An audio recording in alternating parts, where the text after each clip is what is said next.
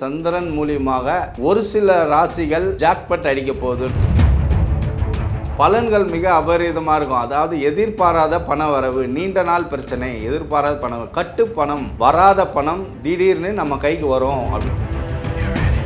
ஆனால் சனீஸ்வரன் ஆட்சி செய்யக்கூடிய மகர வீட்டுக்கு 2ஆம் வீடுமே சனீஸ்வரன் தான். அப்போ 2ஆம் வீடுன்னு சொல்லக்கூடிய வாக்குஸ்தானத்திலையும் பொருளாதாரத்திலையும் பெருமாளுக்குரிய மாதம், ஈஸ்வரனுக்குரிய மாதம், முருகருக்குரிய மாதம் அப்படின்றது மட்டும் இல்லாமல் பசுமாட்டு கோமியத்தை வாங்கின்னு இப்போ நான் சொல்கிறது எல்லாமே 10 நாளுக்குள்ளே நடக்கும்ன்றது தான்.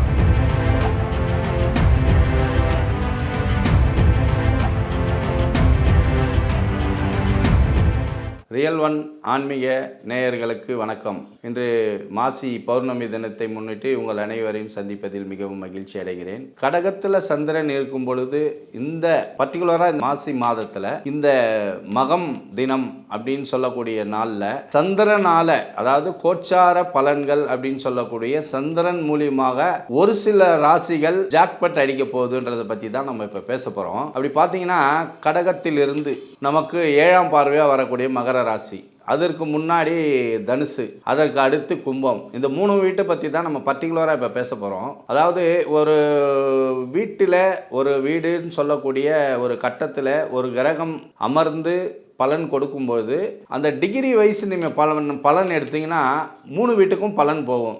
டைரெக்டாக சமசப்தமான 7ஆம் பார்வை சொல்லக்கூடிய 70% ஒரு வீட்டுக்கும், அதுக்கு இந்த பக்கம் 15%, அதுக்கு அடுத்து 15%, 100% பலன்களை ஒரு கிரகம் பிரித்து கொடுக்கும் அப்படின்றது கோச்சாரத்தில். அப்படி தான் சில இடத்துங்களை பார்த்தீங்கன்னா கோச்சார கிரகம் ஒரு ராசிலேருந்து ஒரு ராசிக்கு டைரெக்டாக சொல்லுவாங்க. நம்ம பிரித்து சொல்கிறதுனால என்ன நடக்குது அப்படின்னு கேட்டிங்கன்னா, இப்போ தனுசு அப்படின்னு எடுத்திங்கன்னா தனுசு ராசிக்கு இந்த மாசி மாதத்தினுடைய பலன்களில் எதிர்பாராத பண வரவு, திடீர் வரவு அது கண்டிப்பாக அவங்களுக்கு இருக்கும். இடமாற்றம், வெளிநாட்டு யோகம், ப்ளஸ் திருமணம் சார்ந்த விஷயம், இதில் ஏதாவது ஒரு சுப நிகழ்ச்சி 100% இவங்களுக்கு நடக்கும். தன் உழைப்பை மீறின ஒரு வருமானம், ஒரு எதிர்பாராத பண வரவு, மகிழ்ச்சி சார்ந்த விஷயங்கள் தனுசுக்கு நடக்கும். ஆல்ரெடி இப்போ நடந்துட்டு இருக்கோம். இப்போ நான் சொல்கிறது எல்லாமே 10 நாளுக்குள்ளே நடக்கும்ன்றது தான். இப்போ நேயர்கள், இதை பார்த்துட்டு இருக்கிற நேயர்கள் இந்த தனுசு ராசியோ, மகர ராசியோ, கும்ப ராசிக்காரங்க, இந்த 3 ராசிக்காரங்களுக்கு இது வாழ்க்கையில் உங்களுக்கு நடந்துச்சா இல்லையா அப்படின்ட்டு நீங்கள் எனக்கு கமெண்ட் பண்ணுவீங்க.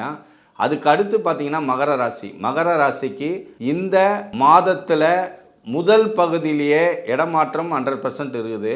குரு சார்ந்த விஷயம் குருன்னு சொல்லக்கூடிய இந்த கட்டுப்பணம், இந்த குருவனுடைய பார்வையும் அப்படின்னு சொல்லக்கூடிய கர்ம ஸ்தானமான இந்த 10ஆம் வீடுன்னு சொல்லக்கூடிய மகர வீட்டுக்கு பார்வைப்படுறதுனாலையும், இந்த கோச்சார கிரகமான சந்திரனுடைய பார்வையும் படுறதுனாலையும் பலன்கள் மிக அபரீதமாக இருக்கும். அதாவது எதிர்பாராத பண வரவு, நீண்ட நாள் பிரச்சனை, எதிர்பாராத பணம், கட்டு பணம், வராத பணம் திடீர்னு நம்ம கைக்கு வரும் அப்படின்னு சொல்லக்கூடியது தான் இந்த மகரம். அதுக்கு அடுத்தது கும்பம். நீண்ட நாள் பிரச்சனைக்கு ஒரு தீர்வு, பண வரவு, இல்லை ஒரு சொத்து சம்பந்தமான ஒரு வழக்கு இல்லைன்னா சிறு பஞ்சாயத்து, இது சார்ந்த விஷயங்களில் உங்களுக்கு நல்ல விதமான ஒரு பலன் 100% கிடைக்கும். பர்டிகுலராக இந்த 3 ராசிக்கு ஏன் சார் சொல்கிறேன்னா, கோச்சாரத்தை படி நமக்கு 12 வீடுனா 12 வீட்டுக்குமே பலன் கிடைக்காது. அந்த கிரகத்தினுடைய கதிர்வீச்சு எந்த வீட்டுக்கு போதோ அதுதான் நடக்கும். இதுக்கு மாசி மகத்தின் முடிஞ்சு அதுக்கு அடுத்தது எந்த வீட்டுக்கு சார் பலன்னா மேசராசி. அப்போ மேசத்துக்குன்னு பார்த்தீங்கன்னா சொத்து சம்பந்தமான ஒரு பிரச்சனை, பதவி உயர்வு, அரசாங்கத்தால் நன்மை. அதுக்கு அடுத்தது துலா ராசி.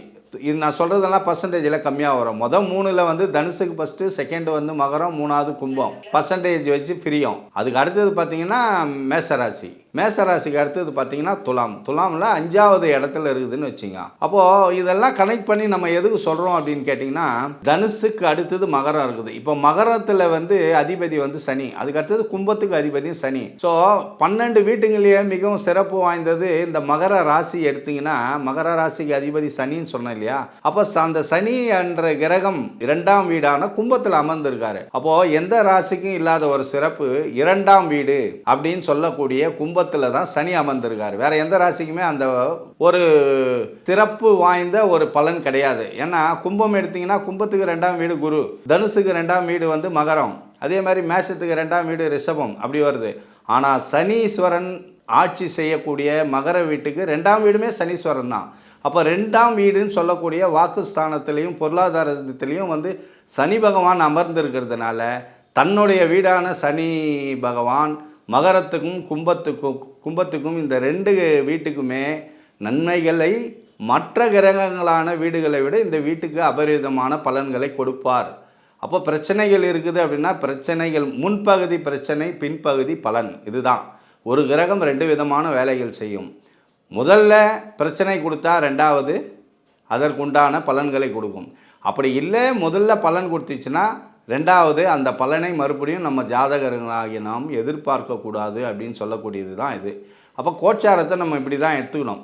பொதுவாக நம்ம பார்க்கக்கூடிய கோச்சார பலன்கள்லாம் பார்த்திங்கன்னா 30% தான் பலன் அழைக்கும். அந்த 30% பலன் பார்த்திங்கன்னா நம்ம எல்லா வீட்டுலேயுமே 12 வீட்டுங்களுக்குமே 70% 80% யாருக்கும் கொடுக்காது. அப்போ மகரம், கும்பம், தனுசு இதுக்கு மட்டும் நான் பர்டிகுலராக 100% கிடைக்கும்னு அடித்து சொல்கிறேன்னா, இந்த குரு வீடான தனுசும் அதுக்கு அடுத்தது தன்னுடைய சொந்த வீடான மகரத்துக்கும் கும்பத்துக்கும் மற்ற வீட்டை விட ஸ்பெஷலாக கவனிப்பார். அப்படின்றதுனால நான் ஆணித்தரமாக சொல்கிறேன், நீங்கள் ரொம்ப நாள் எதிர்பார்த்து இருந்த பணவரமும் சரி, பதவி உயர்வும் சரி, வெளிநாட்டு யோகமும் சரி, திடீர் வரவும் சரி, திருமண யோகமும் சரி, புது வாழ்வு, புத்துணர்ச்சி, உடல் சார்ந்த பிரச்சனை, நீண்ட நாள் நோயில் இருக்கோம், நோயிலேருந்து விடுபடுறது, இது எல்லாமே இந்த மாசி மாதத்தில் நடக்கும்ன்றது நம்ம உங்களுக்கு உறுதியாக சொல்கிறோம். மற்றபடி இதில் ஏன் இதை நம்ம இந்த மாதத்தை முக்கியமாக எடுக்கிறோன்னா, இந்த மாசி மகம் அப்படின்னு சொல்லக்கூடிய விஷயத்தில் பார்த்திங்கன்னா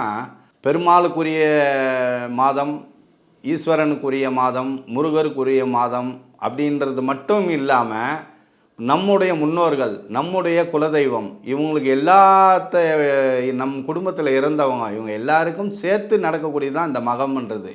மகம் என்றாலே அனைத்தும். இந்த கும்பம் மாசி மகம்னால அது கிட்டத்தட்ட கும்பம் கணக்கு வரும், அந்த கும்பம் கலசம் அப்படின்றது.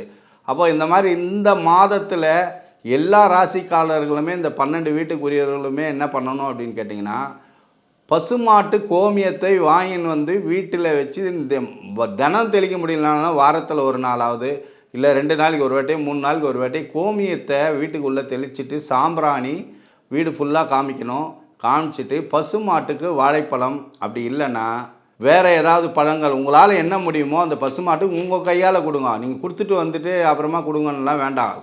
தயவு செஞ்சு அகத்திக்கீரை கொடுக்காதீங்க, வாழைப்பழத்தை கொடுங்க.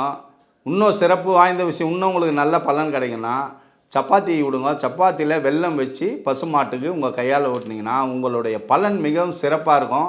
இது 12 ராசிக்குமே பொருந்தும். பர்டிகுலராக இந்த 3 ராசிக்கு இதை பண்ணிங்கன்னா உங்களுக்கு அபரிமிதமான வாழ்க்கையில் முன்னேற்றத்தையும் கண்கூட நீங்கள் எதிர்பார்ப்பீங்கன்றதை உங்களுக்கு நான் சொல்லி விடைபெறேன். நன்றி, வணக்கம்.